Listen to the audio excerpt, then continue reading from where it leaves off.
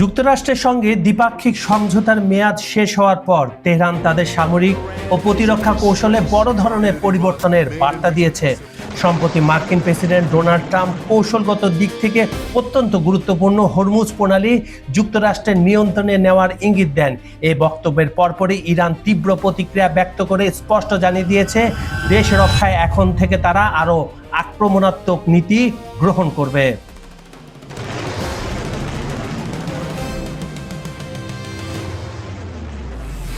ইরানের Islamic guard নিশ্চিত করেছে, এ যাবৎকালে তারা প্রধানত আত্মরক্ষামূলক কৌশল অবলম্বন করে আসলেও বর্তমান পরিস্থিতিতে প্রয়োজনে শত্রুর উপর সরাসরি ও কঠোর আক্রমণ চালাতে তারা পুরোপুরি প্রস্তুত।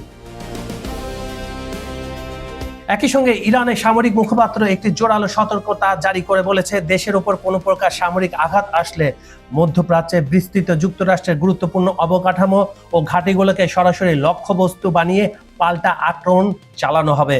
এই হুমকিগুলো ইরান শুধু দিচ্ছে না, কারণ মার্কিন যুক্তরাষ্ট্র স্থল হামলার পরিকল্পনা করছে। এই নিউজটা ইরানের গোয়েন্দা বিভাগ সরাসরি সে দেশের সামরিক বাহিনীকে জানানোর পরেই এই ধরনের হুমকি ইরান দিয়ে আসছে। ইরানের সামরিক কর্মকর্তাদের বার্তা একেবারে পরিষ্কার, কোনো বিদেশি সেনাদল যদি ইরানের ভূখণ্ডে স্থল অভিযান বা প্রবেশের চেষ্টা করে তবে তাদের মারাত্মক পরিণতির মুখোমুখি হতে হবে এবং কঠোরভাবে তা প্রতিহত করা হবে।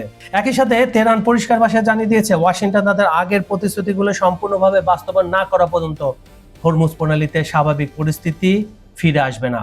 কাজল হায়দার, খবর সংযোগ।